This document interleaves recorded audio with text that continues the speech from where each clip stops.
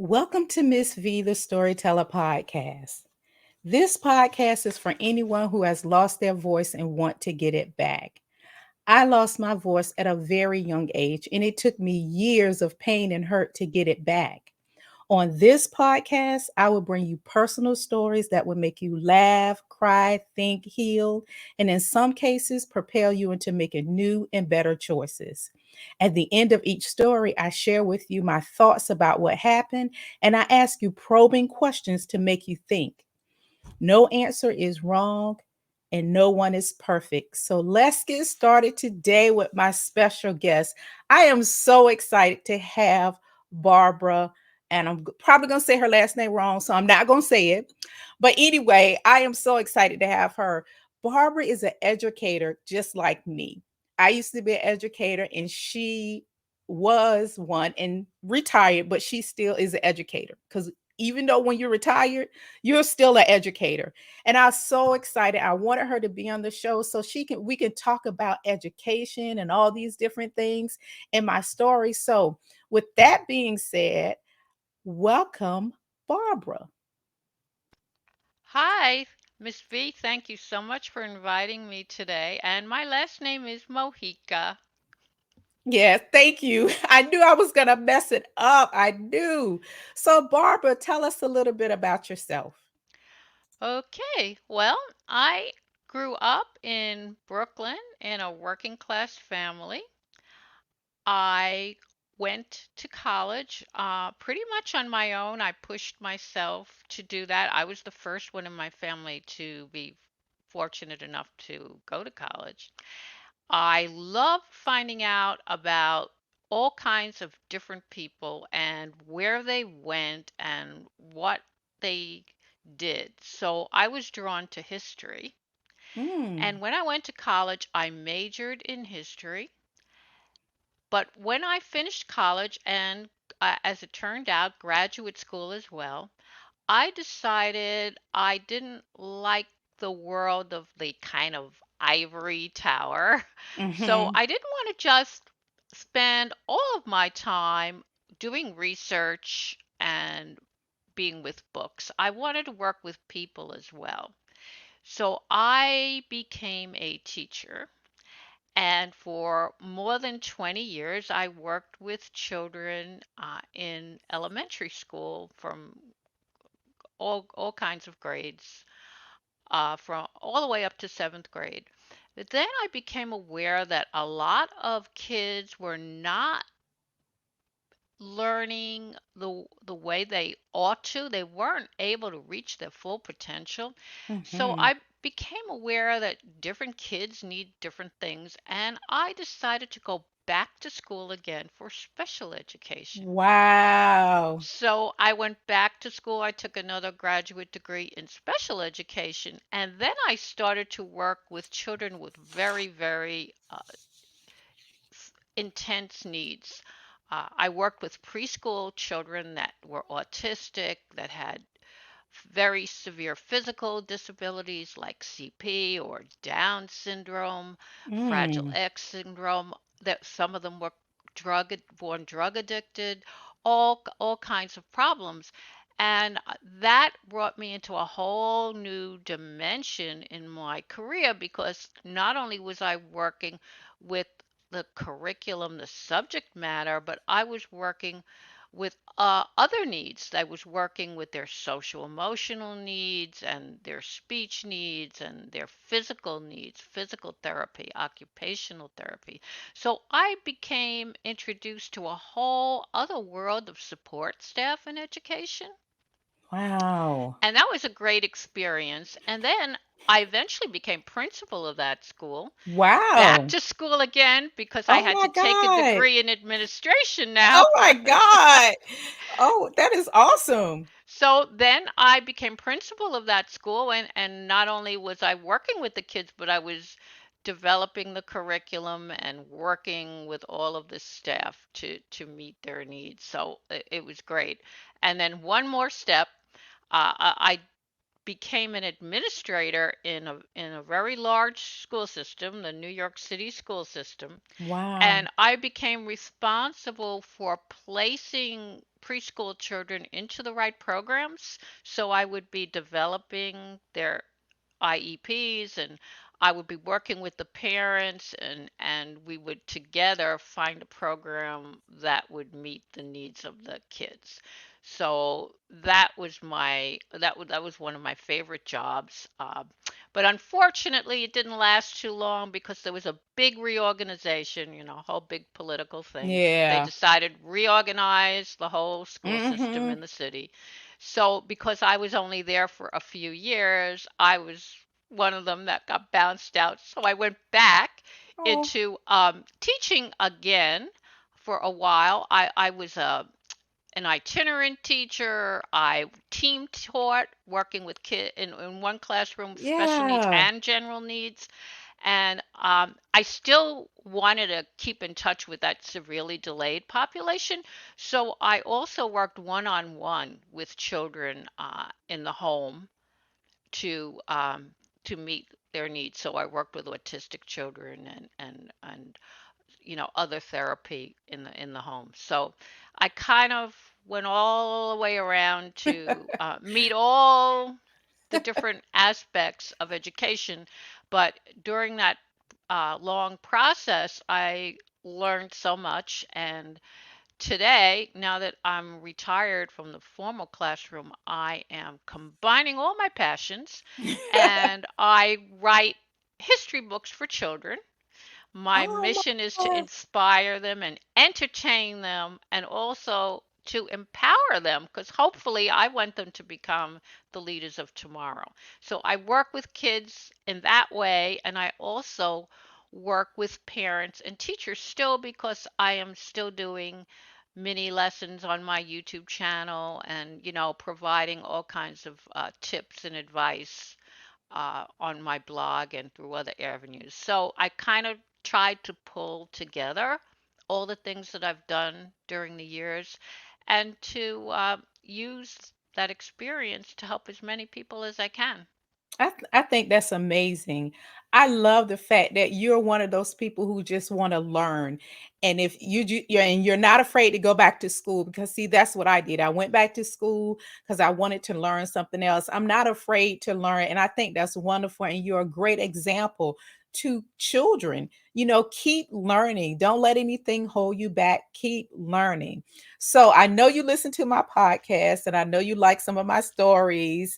So, what story resonated with you? What story do you want to talk about today?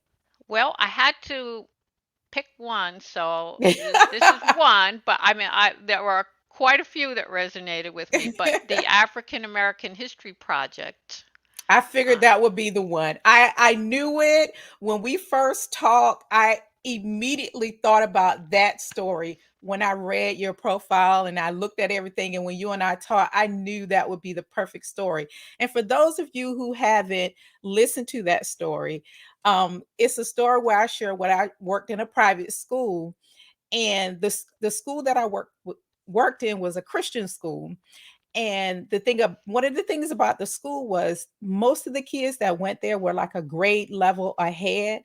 So we had to structure our curriculum to meet them. Not to mention the parents were paying, so they had a high expectation. So mhm. I was teaching kindergarten and I gave my kids a project. They had to make a replica of um, anything that they want, African American creator, not creator, someone who made something like Garrett Morgan or one of the people in history, but they had to make the project. And one of the key issues with that project is they had to work with their parents.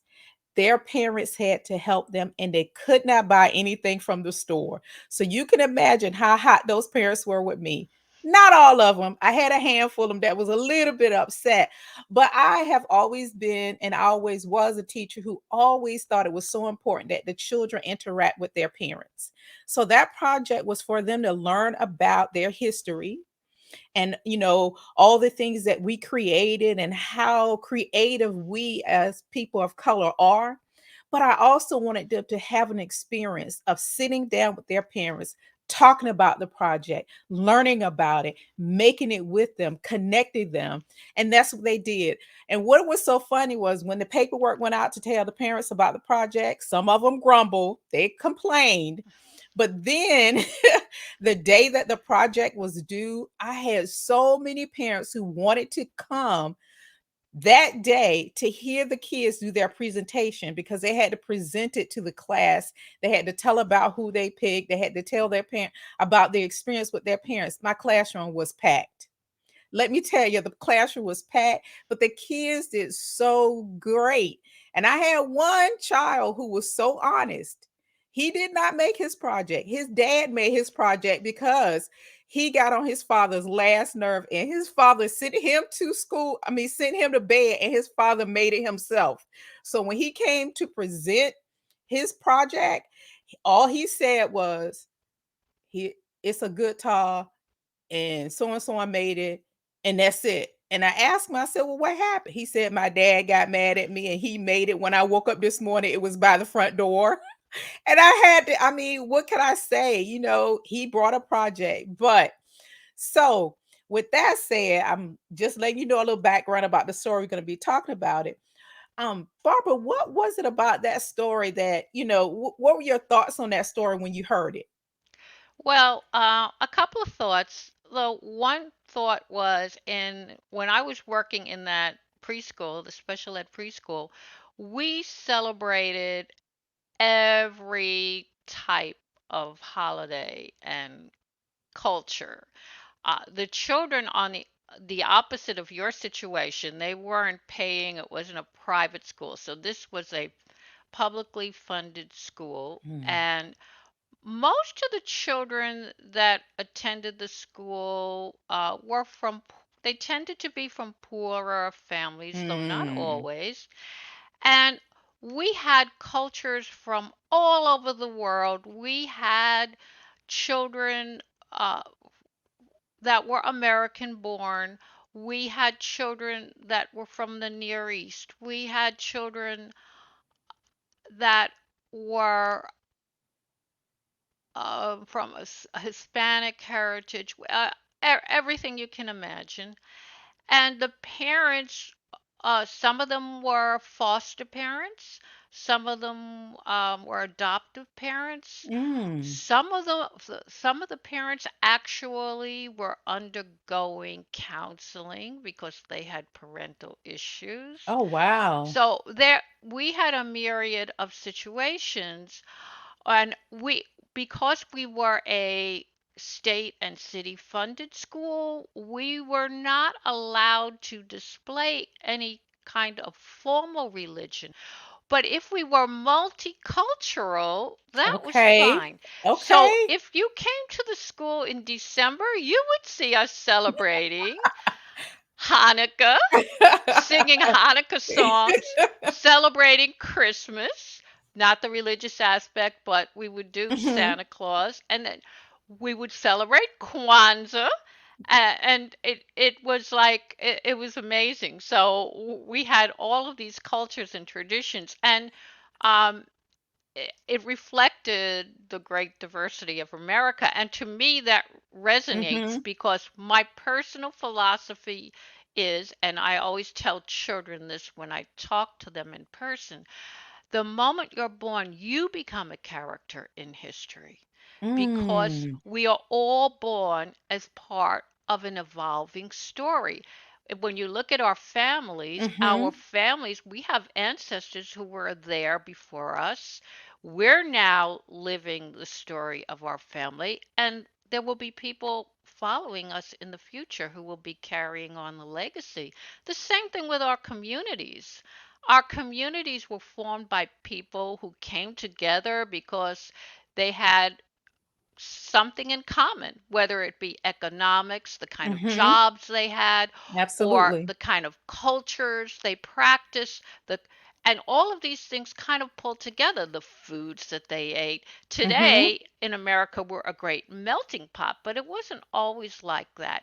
And I try to impress upon children the importance of being a part of that community. So I talk to them, of course, about what it means to be a citizen in very simple ways, and how they can do little things to be a good citizen, like cheer up someone who's sad, or if they see a problem in their community, they can come up with some ideas that maybe they could help fix it.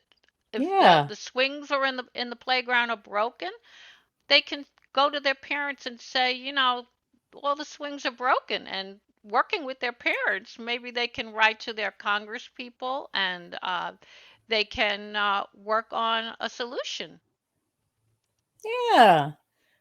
Yeah. I think, listen, I think that's great. I love the diversity of the school. We did similar things to that. Like we celebrated at the school where I worked, we celebrated different cultures as well, because we didn't just focus on African American, but on that particular month. But we did the same thing as you did. We tried to make sure that those children were so well rounded. And I think that is so important nowadays because, like you said, over here, we have so many different cultures and we have so many people that live here. So I think that is so important. Now, I know that working in the school system and all your different jobs that you had, do you have a similar story where you had to deal with parents not quite on the page with something you were doing? Or do you have a story that's similar to my particular experience with my parents and my students? Well, again, there were a lot. I have a lot of years in education, so I have a lot of stories. Yeah. um I have one again with the preschool that uh, involved parents coming together with the children. One year we decided that we were going to celebrate the first Thanksgiving with Mm. the children, and we decided that because a lot of the parents were poorer and didn't have a lot of resources, we thought we would have a Thanksgiving dinner for them. And Mm. we would even have a raffle for a turkey. So that was going to be one thing that might draw some parents in to Nice. come in and have a raffle for the turkey. And it was adorable. The we had the children that could uh, made costumes for themselves Oh, out of paper. wow. We had some Nice. children dressing as pilgrims, other children dressing as Native Americans, and we had a story. We were going to read a very simple story, and some of the higher functioning children actually acted out a few of the parts in the story. They Really? Oh. and we had that, and then we cooked in the classroom. We did a little simple cooking lessons, so we made some foods that were traditional to the Thanksgiving, like corn, you know, and simple Wow. vegetables, potatoes, apples. We used applesauce instead of apples because apples Okay. were difficult for some of the children. But what was funny is we also invited the parents. If they were coming, they could bring a dish with Oh, them. okay. Okay, Okay. so we thought Nice. this would be nice. But some of the dishes that they brought, again, we have many cultures, and we also another interesting aspect was each classroom had one teacher and two teaching assistants in addition Mm. to the teacher. Now, the teaching assistants came from all over the world. So we would have assistants from Haiti, Ecuador, Oh, Bolivia, wow. Colombia, Guatemala, all over the place, Puerto Rico, all over the place. And some of them also decided to bring something, because we were surprised at the level of interest. There were quite a few parents that said they were going to come. Nice. So the assistants and the parents were some of them were bringing things. So the assistants brought a lot of their foods, and it was funny because whenever we had a group staff meeting, they would always be in competition as to who had the best. So All they schools. would always All be schools. arguing. But Yes. at this Thanksgiving celebration, we had tamales. Oh, wow. Not exactly tradition. Well, maybe the corn husk, that they were wrapped in for some of them, but and some of the parents, one parent brought chicken nuggets, and another brought Dunkin' Donuts, Munchkins. Okay.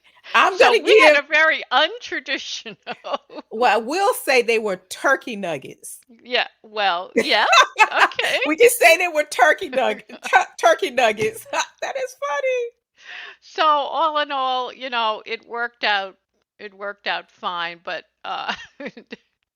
it was a funny story. I mean, I have so many funny stories, and I have another parent one time in different school who was Asian, and I'll just say his last name was YU. Why you? You. Okay. Okay.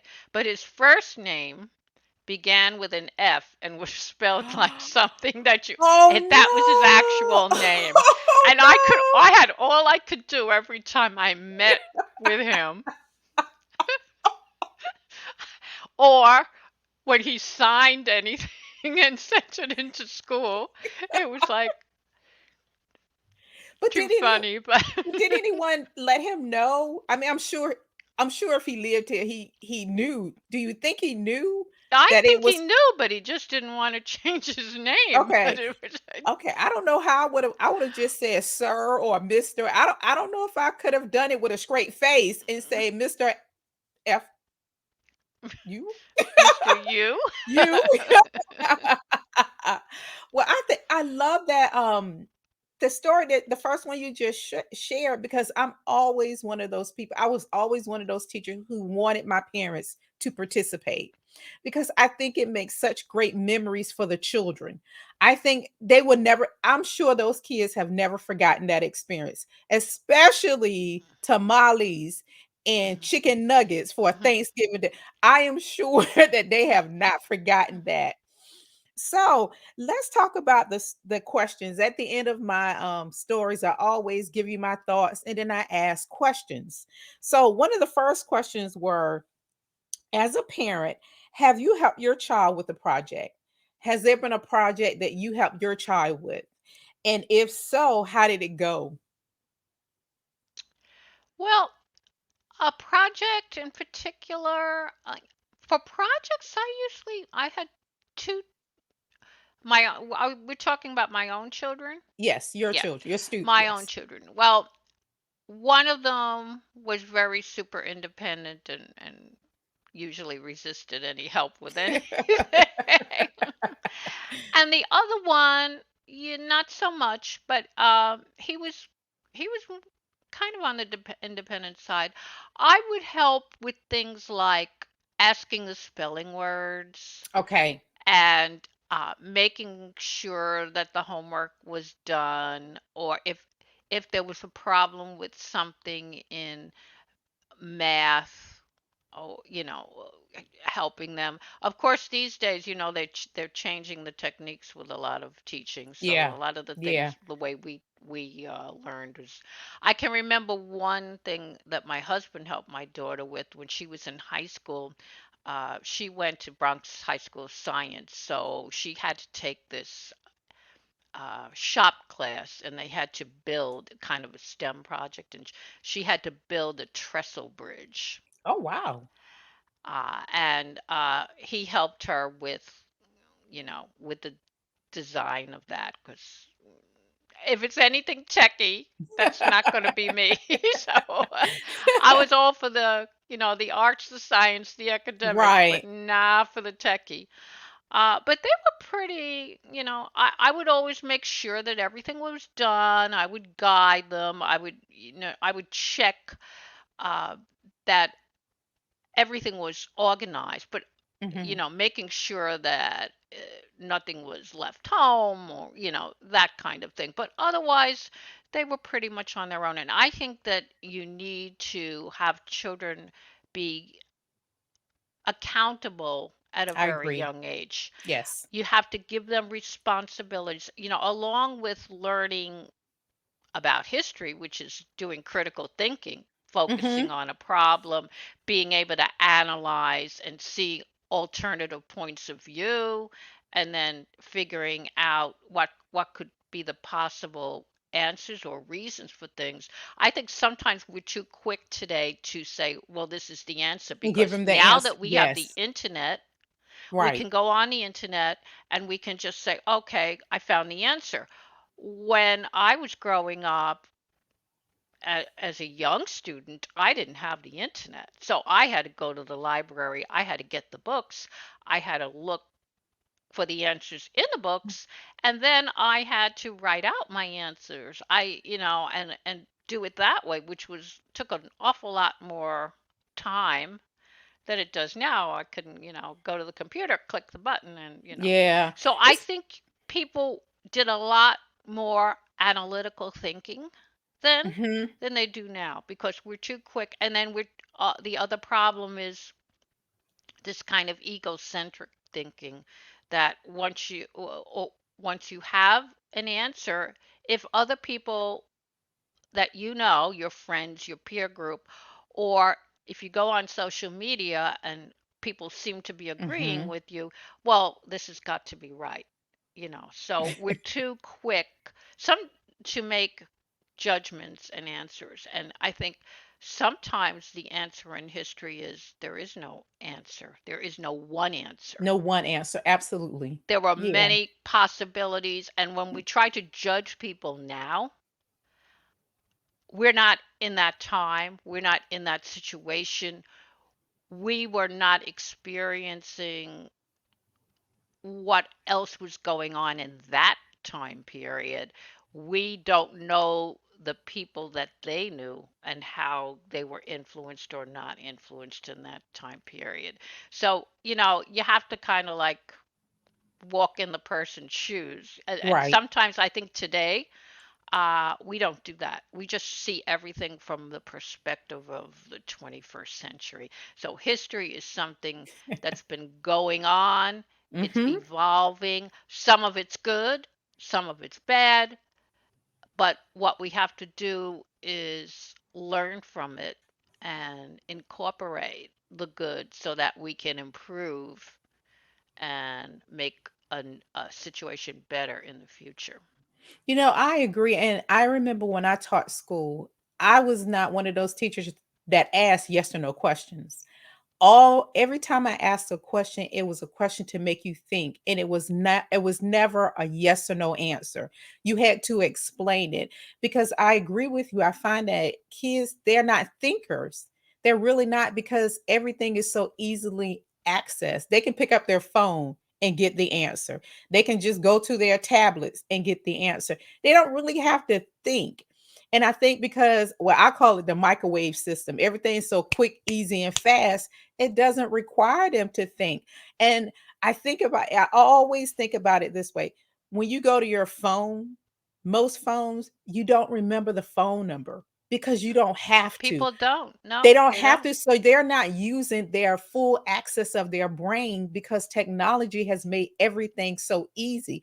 And when I'm in Virginia, so over here we change zip codes, not I'm sorry, area codes or something. And they were going through whatever the transition was, and I was trying to call my brother. My phone would not allow me to call my brother. So I'm like, what is his phone number? I think the area code is still the same, but what is his phone number? And I was struggling trying to remember his phone number because I don't remember not, ever having to know it because it was always in the phone. So I went and I searched, and I finally got the phone, and I called him, and I looked it up on my phone, but you had to dial it anyway. Let's just say from that point on, I have a backup. When I switched over my phone to a new phone, all the phone numbers didn't go over. I have a backup. You Be- have to, yeah. yes, you You're have to. lost if you You don't have. Yeah, it's funny story. I can still remember my first phone number wow. Wow. But because see, I used it so much. It's like ingrained in my memory. Yeah, but and because, well, I'll just say we're old school, older school. But we had to use our brains. I mean, we had to think about stuff. We could, it wasn't as easily. But I remember some of my teachers we were not allowed to use, and I love that because they made us thinkers. Because when we got assignments, they was like, you can't use this, you can't use that, you can't use this. This is the only thing you can use to get the answer. I So, was never allowed to use a calculator in the classroom. oh no, that would have been traumatic for me. Yeah, I mean, I would have been traumatized. I'm like, oh, wait a minute, minute. You but mean you want me today to? that's another thing in math. Oh, we memorized the times tables, and again, I could still give you the times table, any number, But today they're like, "Oh, wait, I got to get my phone out. I got to get my calculator out." No. Yeah, but do you think that makes because I find nowadays that I think children get so frustrated, and I think that's why we might have more bullying and all those things, because these children nowadays are not raised to be thinkers. They're because like social media, everything is right there, and like you said, if they see enough stuff on social media, it becomes true even when we know it's just so false. But I think that children nowadays, they don't have the, I don't know if it's true or not. I'm asking you because you have a lot more, your educational background is a lot more than mine. But do you think kids now, that's why they get easily frustrated? That's why they act out and all those, because some things are just coming hard to them, especially in school, when they have to, when you run into a teacher that's a critical thinker, a teacher that wants you to think, and they get frustrated and angry because they don't have those tools. If you take away the tools, then the kids get frustrated and they get upset and mad.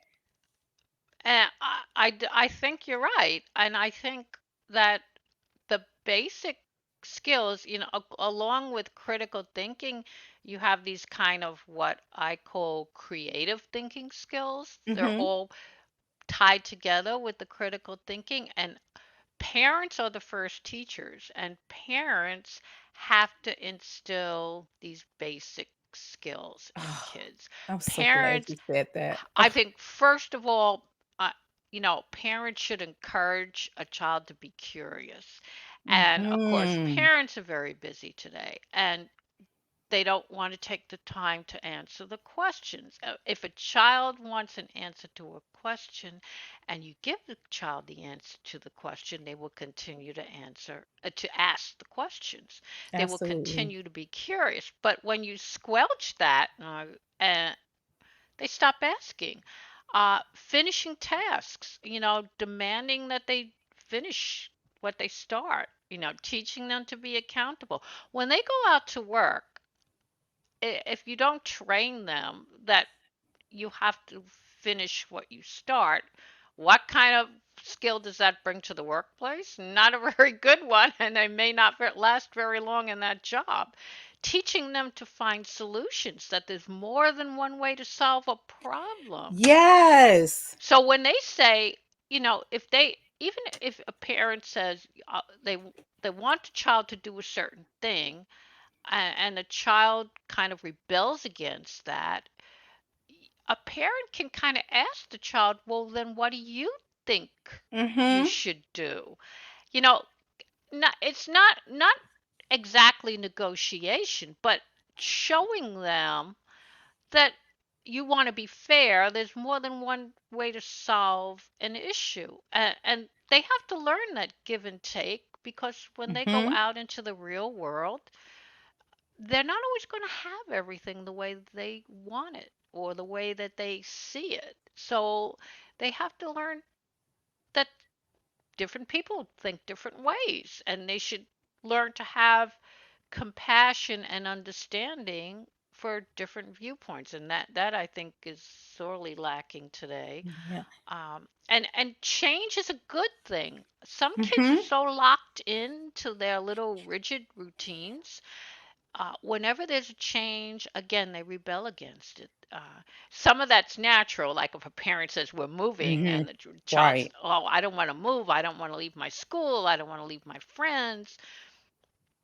But sometimes change is good, and sometimes when we make changes, things turn out for the better and better than what we thought they would be. Child might like the new school better, might make a friend that they absolutely adore in this new place. So they we have to teach them that it's okay to have a Hmm. certain boldness, That's what I was going you to say. know. That is okay. You know, they have to reach out and discover, and a parent has to be the good example, has to show children that it's okay. If the parent recoils against change, if a parent isn't curious, if a parent just gives up when the child doesn't make their bed and said, you know, oh, I'm tired of Hmm. asking them. I'm just going to go in there and do it myself. You're not You're helping the not helping child. them. Not at all. Not at all. Well, with all of your education, all of your experience working with kids, I'm changing one of the questions that I had because the answer is yes. The question was, do you ever spend time with your children? And of course, the answer would be yes.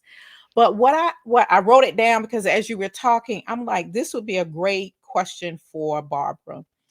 What would be your best advice to give to parents in today's world? With the way the world is now, what would be your best advice to give to them to be able to help their children in today's society? Oh, that's a tall order. Well, I think some of the things that we already talked mhm. about, developing their curiosity, taking them out into the local community, Oh, just wow. walking around.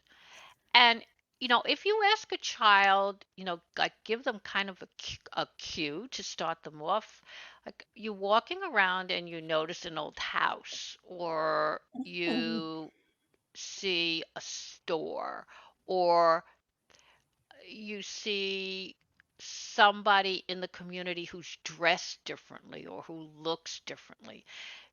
Ask a child, oh, I wonder about that. I wonder who lived in that house a long Oh. time ago. Do you think anybody's living there now?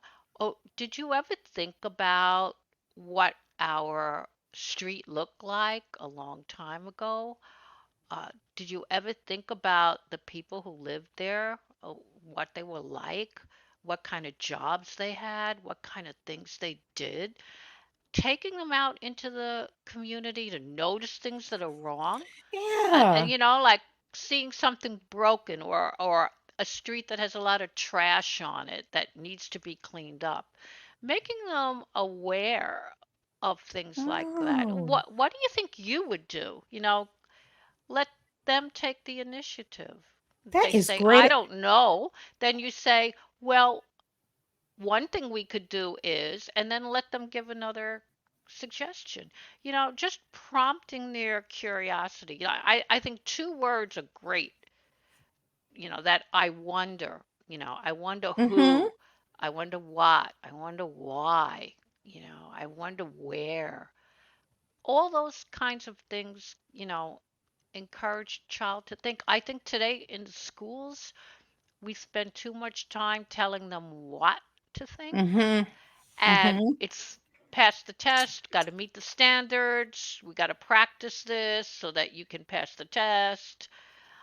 Not that accountability is wrong. I think children should be responsible for learning and being able to demonstrate that they have learned what's been taught.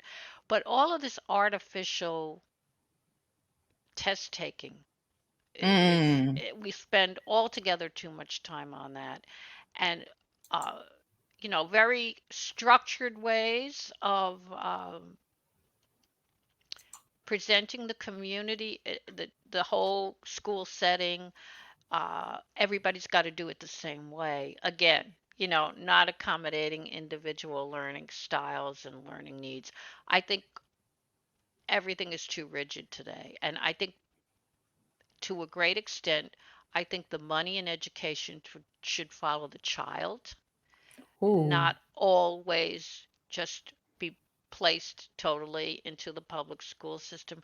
I think that parents have a lot of options, and ultimately they should decide what their child needs, just like a child with special needs certain things in a specialized program. A lot of kids could do with different programs. Some kids do well with cooperative learning settings. Some kids do well with homeschool. Some kids do well in a charter school that if they Mm-hmm. have a certain talent or a certain passion or interest for something, a school that caters to that interest. Uh, that that kind of school would be much better for that child. So I think that we have to give parents a lot more choice and a lot more control over what their kids are learning. Well, So then they could coordinate better, if they had more control over it. I think that advice is great about going through the neighborhoods because I remember um, when I first started teaching, there was a teacher. Her name was Miss Tolliver, and she was from New York.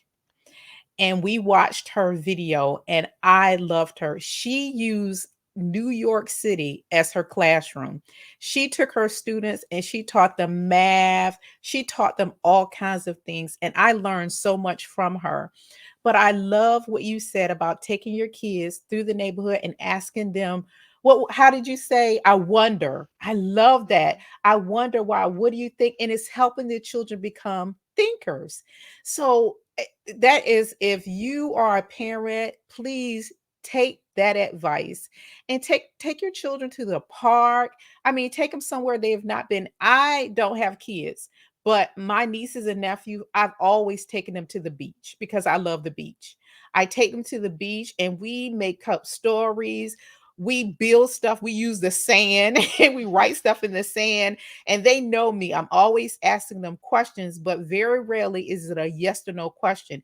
And if they do come with me with a yes or a no, there's a follow-up question. Well, why do you think that? I Mhm. wonder why you would think that. Do you think I feel the same way? What do you think I'm thinking? And I always ask them questions. Barbara, thank you so much for agreeing to be on my show. I think you have dropped so many nuggets of gold that anyone listening will be able to rethink and go back and say, what she said is right. Let me start asking different questions. Let me start wondering. Let me take my child out into the world and start asking them questions. So I know you have books. And do you have anything else going on that you want my audience to know Oh about? yeah. Well, I have my books feature a character.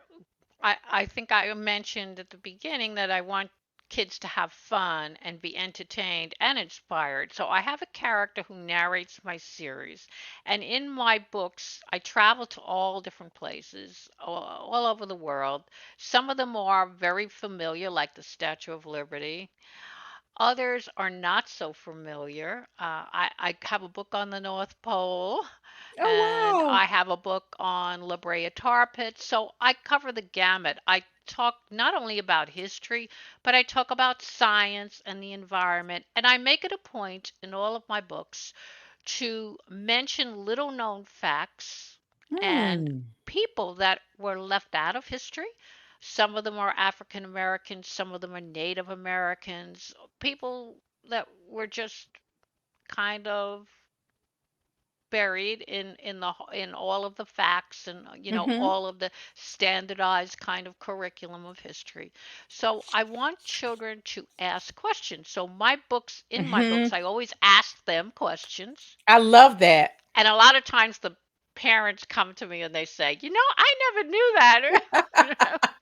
But I ask them questions and I encourage them to go in other directions to learn about different Hmm. things, like environment and science and geology and the trees. I have a book on Sequoia National Park, so I talk about the sequoia trees and the redwood trees and how they grow and the animals that live in the park and the people who settled the park. So I try to give them a capsule of a place that not only includes the history but people and thinking points and all kinds of areas that they could explore.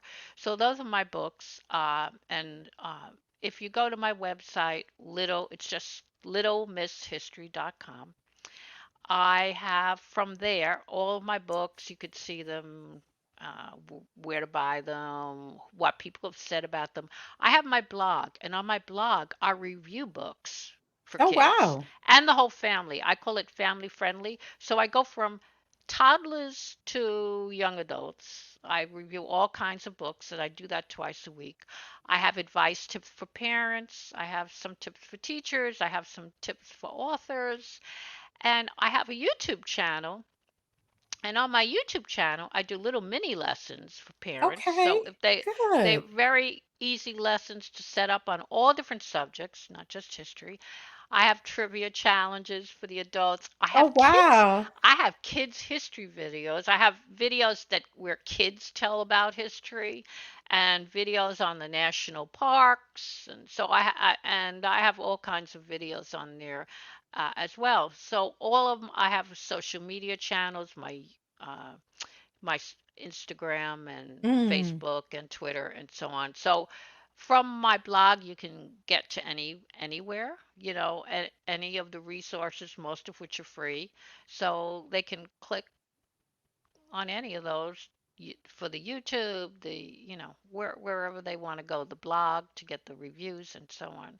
And I keep that updated, all the time. And I That love is to talk to awesome. people. So if anybody has a question or they want to write to me, my email is Hmm. barbara at littlemisshistory.com, and that's right there on the blog on that website. They can contact me from there as well. Well, I'm going to make sure that all your information is in the description so they will know how to find you. And again, I am so glad that you agreed to come on the show because I knew you were going to bring us a lot of information. I'm excited about the books because I want to look through the books myself because I love reading books to kids. When I taught school, I had books all over the place and I love books. So I'll be looking at those myself. Well, Barbara, thank you so much again for being on the show. And I will make sure that your website and your blog and all that information is in the description so that anyone who wants to reach out to you will be able to do so. All right, Barbara, thank you Thank you so so much. much. Okay.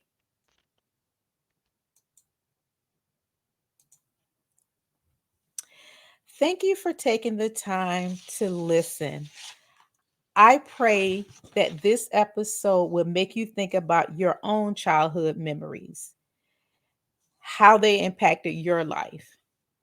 If you like what you hear, please follow me on Facebook, Instagram, LinkedIn, YouTube, or you can email me at VALISONELLIOT@gmail.com. All right, friends. And if you want to, please subscribe, please share and follow me. And if you want to help with this podcast, just email me at valallisonelliott@gmail.com. All right, friends. Thanks for listening. Bye.